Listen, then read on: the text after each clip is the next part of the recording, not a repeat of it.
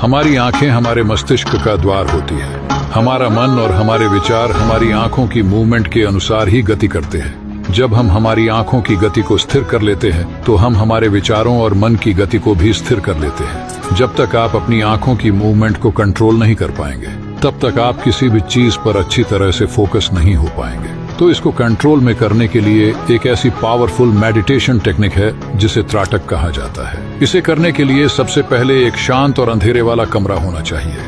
अब एक दीपक या मोमबत्ती को जला के अपने सामने 3 से 4 फीट की दूरी पर अपनी आंखों के बिल्कुल सामने एक टेबल पर रख दे।